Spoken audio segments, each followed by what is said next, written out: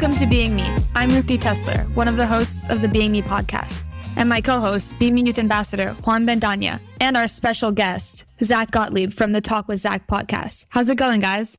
Hey, Ruthie. What up, Zach? How we doing? Hey, what's going on? Great to be here. Before we get started, I'd love to have Zach introduce himself. Hey, I'm Zach Gottlieb. I'm 17. I'm a high school senior in Los Angeles, and I'm the founder of Talk with Zach, which is a Gen Z social media platform that increases emotional fitness. And I host conversations. I talk about everything that matters to our generation, whether it's a relationship or how to deal with academic pressure, to reduce stigma around opening up and model vulnerability, and also educate on all these things that we really want to talk about, but don't know how. Yeah, that sounds so interesting. I'm definitely going to check that out. Yeah, you could go look at my Instagram, Talk with Zach, and then there's some cool stuff on my website as well, which is just talkwithzach.org. I've looked at your Instagram already, but I'm going to definitely listen to the podcast now. Yeah. Well, it's actually not a podcast. I have conversations. I have live conversations that I then upload on my Instagram. So it's kind of that podcasty format, not actually a podcast, but go check it out. I have a bunch of conversations on there. Will do. Let's dive into our icebreaker. What are your guys' favorite items that you've bought this year? And let me know why. I'll say that I recently have been doing like a big move. So in the process of selling all of our things and buying all new things. So my favorite thing that I've bought this year, honestly, I'm going to say an air fryer, because that thing is wild. It is so good. It makes you feel like a chef, and you can make fries with absolutely no kitchen experience. I don't go a day without using my air fryer. Can't think of or picture my life before air fryer, like BA before air fryer.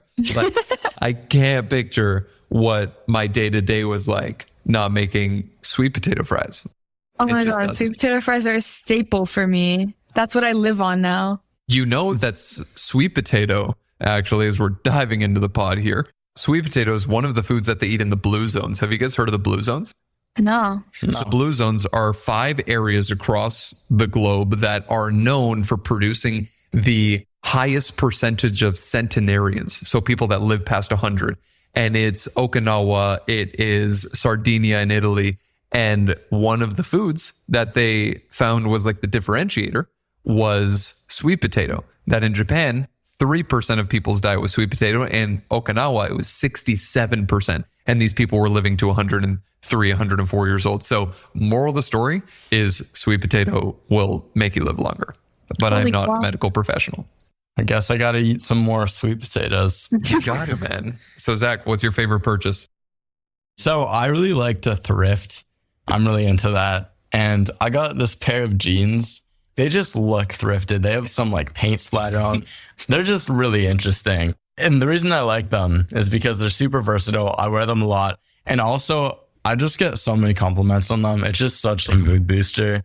And yeah, I just think I love thrifting. I think they were a great buy because they're just such a unique, like, you have to see them. I can't really describe them on this. You just have to see them. It's like the stitching is different in places. They're so cool. So I'd say that was a really good buy because you can't get something like that at Urban Outfitters.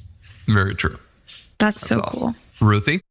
What's coming to my head, and my friends listening to this are going to make fun of me, but I bought a cat trap. So I've been going around Miami Beach, trapping cats and kittens and bringing them to the shelter. And I'd been doing that for years, but I got a trap. So now I can like actually do it without borrowing people's. And I think that's my favorite thing that I've bought this year, because I'm picking up 2 of the cats I've trapped tonight and I'm fostering them. So I'm really excited about that. Wow. Wow. That's really cool, actually. You know? So you're a cat person then? Oh, yeah. More than a dog person? Yes. But I love dogs. It's just more of a cat person. It's a valid take. I feel like cats have a vendetta against everyone.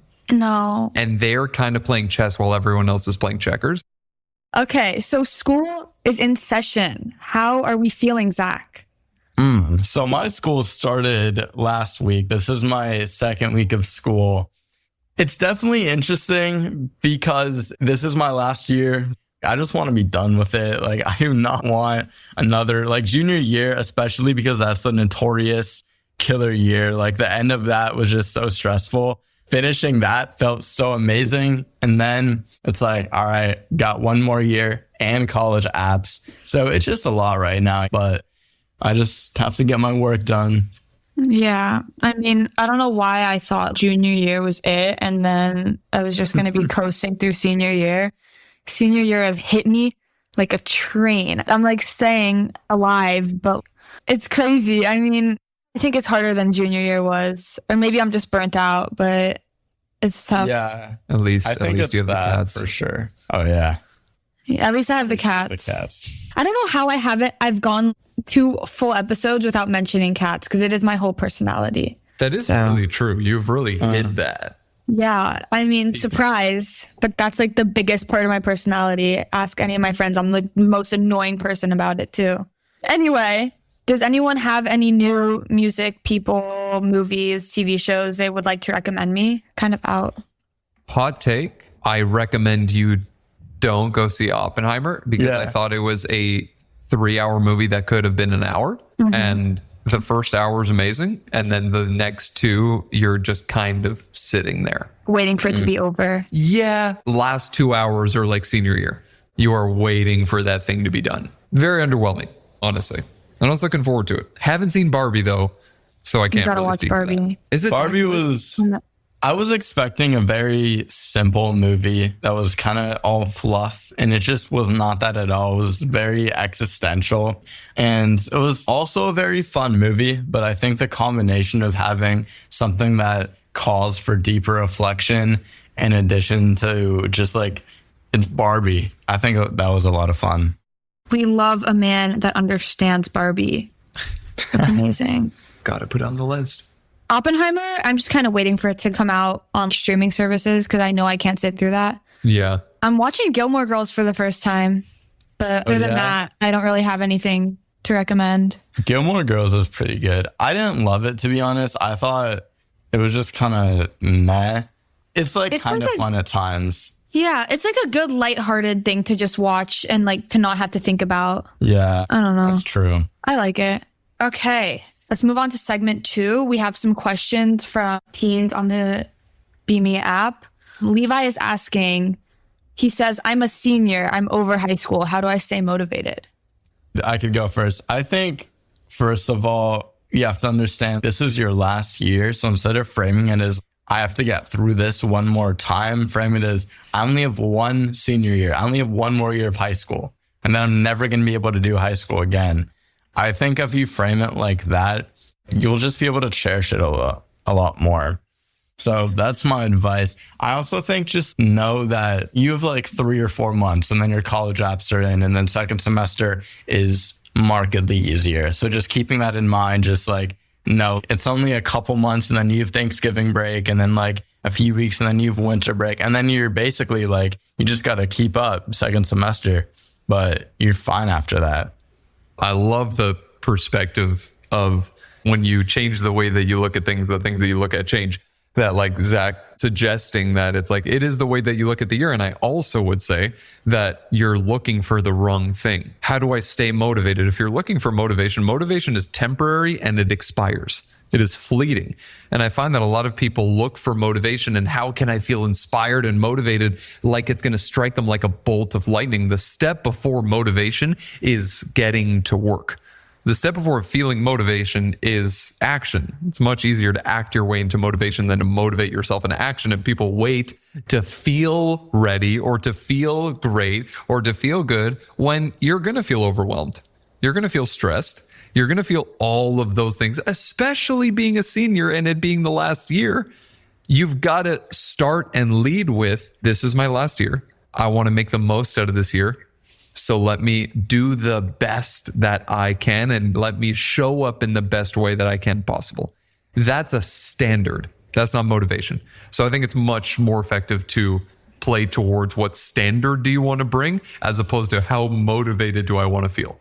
I think if you also break it up just take it week by week. You have 5 days at most of just working your tush off, and then you can have a baller weekend and then go back to working. Sure, maybe you're going to have homework over the weekend, but let's be honest, no one spends their entire weekend sitting at their desk doing work. You have time to have a fun weekend. So instead of taking it like, oh my gosh, I have 40 something weeks left of this school year, I'm so close to the beginning of it. I think if you just take it week by week, I think it makes it a lot more bearable. Having balance is so important. So important. Seriously, like, just break up your time. It's like, work hard and then go do something fun. Exactly. And I think that helps you stay motivated. I know if I know that there are things that I'm looking forward to and I break up my time and everything feels manageable and I know when I'm doing everything and that I have enough time, then it's just great because it's okay. I just do this homework and then I get to go have fun. Exactly. Yeah. Okay. Julia asks, how can I ask someone on a date? And what if they say no? I think there's so many ways to do that I think, first of all, you're not just going to do it out of the blue. If you like them, just talk to them, start flirting. If you're flirting, if you're talking, then I think you could totally make a move by literally just being honest about it. You don't have to do anything grand. This isn't a movie. Just be normal about it and be confident. You're asking, what if they say no? Don't even think about that. Like, just go for it. Be confident. And if they say no, it's fine. Just leave it. But I think the first step really is just talk to them, get a vibe. If there's no vibe there, then I wouldn't ask them out. But if you do, seriously, just be honest and it'll probably work out for the best if there's something going on there. And if it doesn't, it's totally fine. It happens. There are other fish in the sea. I think it is as simple as just say hi. Go up to them, start a conversation, get in the game. Because I find that a lot of people in the dating world, especially as you get into junior year, senior year, and then get into college where it's such a different environment, you psych yourself out so much from having a conversation with someone that is just as nervous as you are about having that same conversation. So the first thing is you literally just say hi. And what if they say no? And I think, Ruthie, we may have talked about this on the last podcast or the one before, where it's like no is just next opportunity.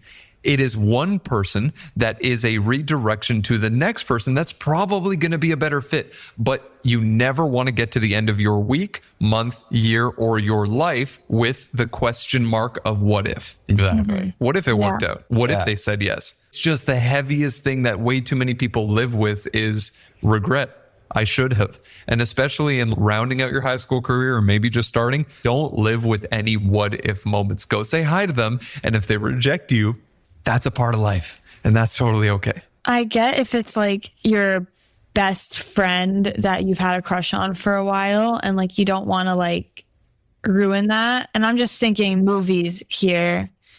But otherwise, like if you like someone and there's really no reason besides fear of embarrassment to tell them, you got to tell them. Agreed. Even if there is something at stake, you should tell them. Because like Juan said, you don't want to be stuck with the what if in years from now. Or even like when we graduate and never see this person again, we're not going to want to like regret not ever asking them out. And if they say no, they say no. It's not a big deal. That's so true. It's like, I know that people from like 3 years ago that I was interested in, I would not care whatsoever if it worked out or not. And you're not going to care. But if it does work out, then it can either be a great experience that teaches you something about what you want in a relationship, or it can be an experience that teaches you what you don't want, or just shows you things about relationships. So I think just put yourself out there, especially in high school, especially in college. I think that's such a good time to do that. And if you're asking how to actually ask them out, it really depends on the context. If you're best friends that you've had a crush on, that's a sit down conversation. That's not a casual, you're going to bring it up in a flirty way. But if it's just someone you've been like talking to casually, then you could totally do it in a more flirty, casual manner. So I think just like knowing what the right thing is. We should hang out sometime. Just simple kind as of that. But yeah. And I connect it to something you've been talking about. If you have a similar interest, say you're talking about a certain type of food, or like maybe you both like coffee, you're like, hey, let's go to that coffee place we were both talking about, or something like that. But just make it personal. I think that always works. Yeah, great advice. And then Jake wants to know how to make new friends at new school. That can definitely be really daunting. Yeah. Walking into a new place, especially when other people know each other and you don't know them, because then it's not like everyone's in the same. Well, I'm assuming it's like that. I have no idea. But if that's the case, I think just like going up to people and pretending like you already know them. I heard about this strategy where it's literally just like you go up to people, pretend you know each other, and it's just so much more organic. I just love that strategy so much. And if everyone's new, then honestly, oh my God, everyone's feeling the same way as you. Just go talk to people, put yourself out there. Everyone's nervous. It's not just you. And it'll take some time for sure. Like you're not going to meet your best friend on day 1 or day 2 of school. It could take a week. It could take 2 weeks. It could take 3 months. You don't know. So yeah. And don't focus on the words that you say as you approach a conversation. Focus on the energy that you bring. People really don't care what you say. It is about the vibe that you carry. If you bring a good vibe and you bring that to people, people are going to be drawn to that, attracted to that. And on top of that, being the person that builds people up as opposed to tears people down. If you are giving people compliments, if you are giving like, hey, like I love, like even meeting new people in environments outside of school. Let's say you're at the gym, or let's say you're at a coffee shop. Like the easiest way to start a conversation, hey, I love your shoes. Hey, like I really like that gym bag. A genuine compliment opens the door to the potential relationship, because naturally people like people that are interested in them. So if you just start and lead with compliments and focus on the energy that you're bringing, not the words that you're saying, people are going to be drawn to that. I think that men don't give each other enough compliments, and that is so important. Yeah, that's true. For men to say to each other, hey, I really like your new haircut, or anything like that. Just... Oh, and Ruthie, it's not even just that they don't give compliments. They go the opposite way and they roast and they tear each other down. And it's all fun and games. And it's all like, it's the guys. Like, feel good. But it really is a difference maker when you give a compliment. And it is sort of this like, no, but I can't do that because I'm a guy, and to all my guy friends, like we just rip on each other. Yeah. That's so not I totally how agree. Yeah. It's not. And I'd say like the only times I'll really receive compliments from guys are like if I'm in the gym and it's something related, lifting something heavy. All the compliments I get like on my clothes, shoes, hair, anything like that, it's almost always, there's some exceptions for sure, but it's primarily girls, which is interesting. And they have no problem giving compliments because it's a lot more natural to them, especially in a new setting. It's a great way to just meet people because it's creating a bond. And it's one thing to tear your friends apart, but just someone new, it would be so weird if someone did that. I think that was interesting, Zach. You said that the only place you really get compliments from other guys was the gym. Yeah. And like all these stereotypes about gym bros being so mean and like the toxic masculinity, but like the gym bros are the ones that are giving you the compliments. I just think that's funny. They're the nicest guys. The biggest guys in the gym are the nicest They're guys. teddy Like, bears. everyone externally, my like soon to be brother-in-law, we've been doing workouts here in Miami for the past like week or so. And to give you an idea, like he deadlifts 5 or 6 plates. Wow. He like presses 12. He's an animal and is the nicest guy you'll ever meet. And people go up to him in the gym and they're like, I want to be like you. Or like, how do you get that strong? Or how do you look? And people assume that he's kind of in his own world or rude or kind of reserved, but he's the nicest guy. So it is funny how it's kind of this like opposite of what people expect. That's sweet though. I wish more men were like that. Because if men were nicer to each other, they'd be nicer to women and the world would be a better place. So Ruthie for president. Let's go. Okay. There's a new concept by BeMe called MeMinutes. And it is basically self-care time. And it's where teens take time for themselves. So let's just dive in. How can you tell when you need to take me time? The last time I needed some me time was actually last night. I had a really busy Labor Day weekend and I was just so stressed out. I was just like losing it almost. I know because I went to the market and I was like getting fruit and I like left my cart to go get some fruit and I returned it to some other woman's cart and we made really awkward eye contact and I just knew I was like, okay, I really just need a break right now. So I ended up going on a walk just to clear my mind. It was really nice. Listening to music. It was pretty great. I came back and I was just a lot more energized and centered. That's awesome. For me, it's the first thing that came to mind is I can tell when I need me time when I'm easily annoyed. There's a few things that annoy me, like very slow walking people. Oh my God. Drive me insane. There are like certain things, but I can always like kind of gratitude my way out of that. But if I find myself being easily annoyed by everything and by little things that normally don't bother me, that's a signal that I'm like, ooh, okay, you need some you time. Yeah, I think for me, it's the same thing. Like when I start hating the things I usually love and just irritated by everything, my friends are pissing me off, I'm mean. This doesn't happen very often because I usually catch it beforehand. An example is, I think my favorite me time is driving alone with the music like all the way up and just like singing along, pretending that no one can hear me because I know everyone can hear me outside my car, but whatever. But also driving is like one of my biggest sources of anxiety.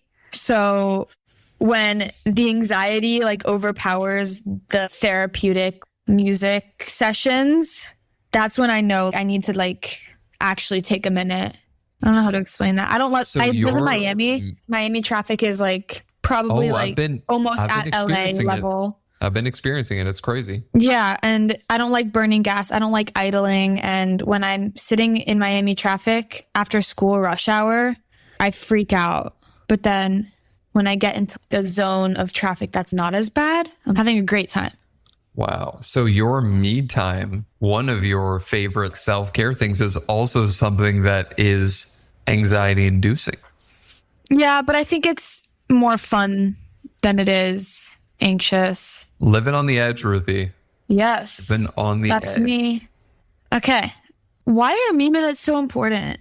I think it's so important to take time for yourself. I think it's the most important thing. I would consider myself kind of an introvert, kind of an extrovert. I'm definitely the type of person that needs more time alone than with other people. But I have a great time when I'm with my friends and when I'm in social settings. So I just need to find a balance. And I think I've been figuring that out slowly but surely. Yeah, it's so important.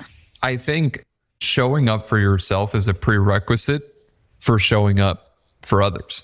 You cannot be there for friends, for family, for your school, for your career path, for the school that you want to get into. You cannot show up at the best level of who you are if you don't first show up for yourself. And it's like, you've got to invest in you first. And there is this notion that's selfish, which I think is the most ridiculous thing ever, because we spend all day investing in others. And then we go to social and we go to Instagram and TikTok and YouTube and all these, which I'm not saying are a good or bad thing. It's just the reality of the situation is that on average, Americans spend 1 to 2 hours on social platforms a day. And of that time, it's 1,500 context switches that make you judge and compare those two things. So I think it's a foundational element of being able to be someone that can move towards the goals that you have and take care of your mental well-being and all those sorts of, it just starts with taking care of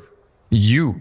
And that kind of is putting yourself first. And for some people, it's going to feel a little selfish, but at the end of the day, it is necessary. I really agree with both of you. I think especially what you're saying about being the best version of yourself, to put that out onto others and just everything you do. I think that's so true. Again, like when I was saying I went on that walk and it completely got me refocused. I could perform at a much higher level because I took that time to myself. It's very human to feel overwhelmed, and to combat that, you really need to get back in the right mindset. So just taking these me minutes, just doing things, whatever that looks like for you, whether it's walking like I did, doing a breathing exercise. I like reading as well. I think that's great. And just creating time for yourself. Balance. You need to incorporate some time for yourself, especially if you're doing something stressful, if there's a lot going on in your life, because otherwise you won't be able to function. Yes. And that could be like anything you need to do to unwind. Exercise is so important, and it's so good for your mental health too. I know when I've been exercising, I feel better mentally, and I know I can sleep better. I can focus on my school when I'm at school. Just like anything you can find that brings you some joy, helps your mind decompress, is so necessary. Agreed. Yeah. So that's it for today. This has been such a great conversation, Juan, and thank you for joining, Zach. And if you want to see any more self-care tips about MeMinutes or anything, Juan and other BeMe coaches in the BeMe app have a lot more advice on that. So you should definitely check that out. The app's available on Google Play and in the App Store. So definitely join that. And really appreciate you guys having me. Had a lot of fun talking, and hopefully you found our advice helpful. Of course, Zach, thanks for joining us, and for everyone listening. Until next time, this is Juan, Bendana, my co-host, Ruthie, Tessler, and our guest, Zach. And also special shout out to our podcast producer, Derek Baird, reminding you to keep being you. And together, let's make this the best school year ever. The Being Me podcast is a BeMe Studios production for BeMe Health.